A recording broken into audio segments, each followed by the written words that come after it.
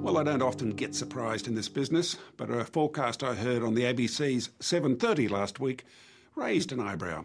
There was a report about the Aussie dollar, and here's the tip from a bloke who manages $2.5 billion for an international hedge fund, so you'd think he knows what he's talking about.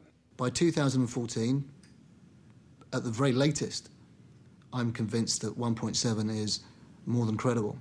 Even that is probably conservative. You have been at 1.5 if you go back to the mid-1970s. In terms of where it could go to, ultimately, it could quite easily breach $2 US dollars. What was that? What did I hear? Can you play that again? It could quite easily breach $2 US dollars. $2 American for every Aussie dollar. Bring on the internet shopping. And how cheap will those big tractors be? Hang on. For farmers, it doesn't quite work like that. What we do know is that for every 1% increase in the Australian dollar, that shaves just over $200 million off net farm income. And that's the issue for any farmer in the export game, and that's about 60% of Australia's primary producers. Let's start today's action in Chicago, where the green ink return. There was some profit-taking late in the week, but concern about planting conditions has given buyers some impetus. China is back in the soybean market and corn exports are booming. Wheat trading was strong but choppy as traders start to get a handle on some big crops emerging in Asia and the Stan countries. And local markets rallied as traders worked out that Aussie wheat is cheap in world terms, even with the soaring dollar.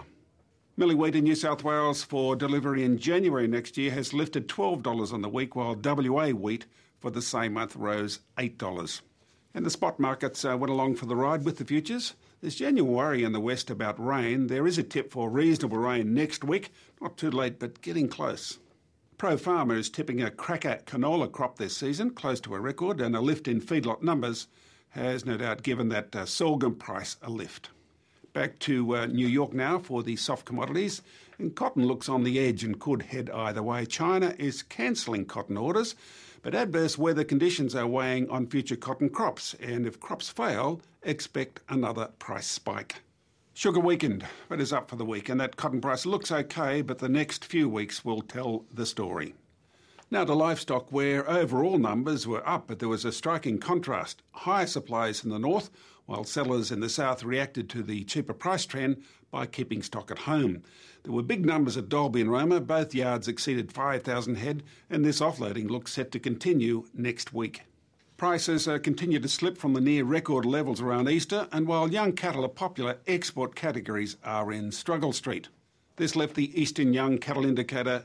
It now sits at $3.89, up 2 cents for the week. Lamb and sheep numbers slumped up to 30% in some markets as producers have reacted to the recent price slump, and with the good season, there's no problem holding stock. So the lamb indicator jumped 39 cents, and mutton showed strength to lift 13 cents. Which brings us neatly to wool, where it was a pretty good week as buyers checked forward and realised wool supply is tightening virtually by the day. Competition was keen across the microns, especially 19 to 22. The Eastern Market Indicator closed at 1,364 cents, up just over 3%.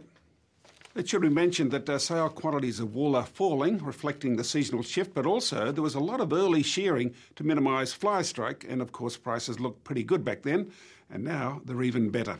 And that's the Landline check on prices.